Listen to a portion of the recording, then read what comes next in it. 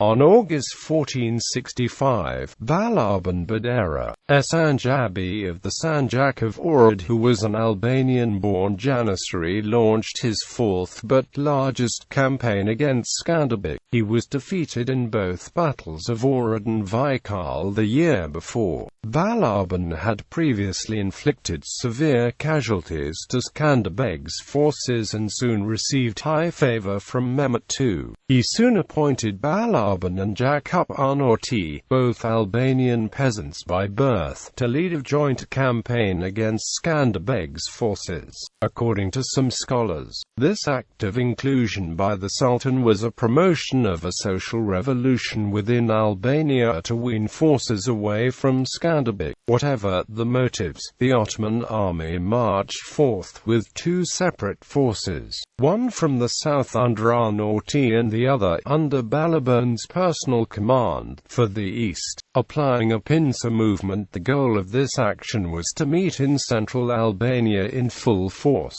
storming what was supposed to be a hesitant Albanian defense. Skanderbeg, however, defeated both armies thoroughly by marching against Ballaban's column first, defeating it and engaging Arnauti's column afterwards with the same result. The victory brought great joy and relief to the Albanian people, who had been expecting a serious defeat. Despite the tremendous results, the indomitable Sultan marched forth again the next year, bringing great devastation to the country. Campaigns of 1465. Ballaban Badera had been given command of two separate forces to march against Skanderbeg in 1465. The first was defeated at Vajkal, but the Albanian victory came to a great cost.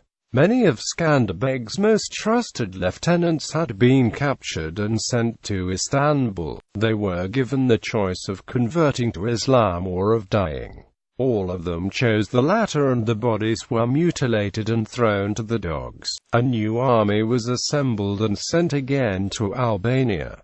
This time it was defeated near Ohrid, but at great risk to Skanderbeg's life. He found himself cut off from the rest of his troops and was cut down by an Ottoman soldier. The Albanian army began to panic, but Skanderbeg rose and managed to cut his way out despite his heavy wounds. Ballaban, after suffering his second consecutive defeat, returned to Istanbul, where the Sultan continued to support him due to what Ballaban called the Will of the Stars campaign. Prelude. Before he began his campaign, Ballaban offered Skanderbeg several gifts. Instead of accepting them, Skanderbeg sent back a pickaxe and a plough to remind Ballaban of his origins as a peasant, showing that it would have been more noble to have stayed than to turn against one's own people. Ballaban was offended and made an oath of vengeance.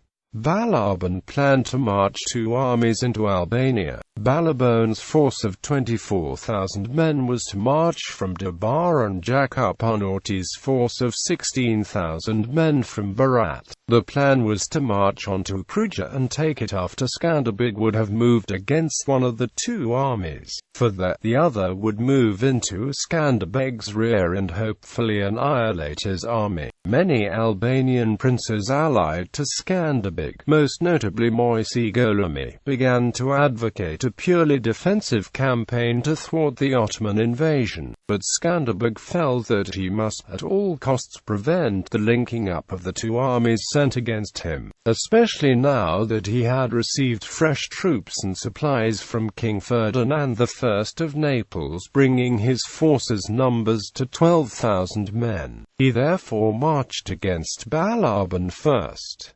Battle of Vajkal. Skanderbeg bivouacked his forces near Ohrid, in the fields of Vajkal, where Ballaban was to march. Ballaban, before moving into the fields, sent out men to Skanderbeg's posts to bribe them into not going out to guard during a late hour. Skanderbeg, however, expected such a stratagem and surreptitiously moved his forces into the wooded areas around the area where Ballaban's army would be moved to 8,000. Cavalrymen and 4,000 infantry were set up on both sides. He marched out for 8 miles to find Ballaban's army, and upon seeing Skanderbeg, the latter ordered all of his forces out to capture Skanderbeg and defeat his army afterwards. After reaching his men, Skanderbeg exhorted them to fight bravely in order to finish off the Turks.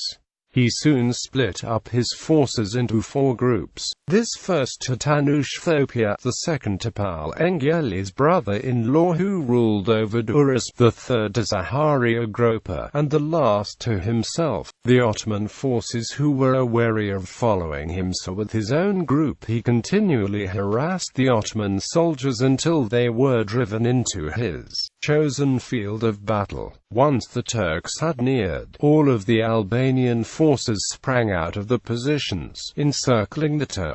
The latter attempted to hold out, but they could not resist, and so they took to flight, leaving many dead and wounded behind. Ballaban, however, managed to escape by hiding out in a secure place with a portion of his forces, waiting to escape as soon as the Albanians marched off. Ballaban got his opportunity when Skanderbeg received news from his sister that Jakup Arnauti's forces had reached central Albania, destroying much of the land they marched through.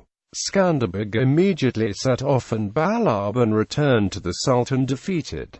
Battle of Kashari. Arnauti marched into Albania expecting to meet his colleague, Ballaban, but he instead was about to meet Skanderbeg. Before he set off for the march, Skanderbeg exhorted to his men that since they had already beaten an army twice the size, they should expect a quick victory over an army of only 16,000 men. The Albanians moved toward Kashari, near Little Tirana, where Arnauti's forces were awaiting. Upon reaching the place, Skanderbeg sent out 500 cavalrymen to provoke Arnauti into making a rash decision. Skanderbeg's intentions were fulfilled and Arnauti split his forces into 3 in order to surround and defeat the Albanian cavalrymen who continued to be chased without being stopped. When the Ottoman forces were spotted by the Albanians, a powerful charge was launched onto the unsuspecting Turks, resulting in an initially fierce battle. Here, Jakup Arnauti was spotted by Skanderbeg in battle and the latter struck the former with his spear right below the chin. Arnauti's death devastated Ottoman morale, resulting in most of the force fleeing and being pursued by the Albanians who inflicted heavy casualties.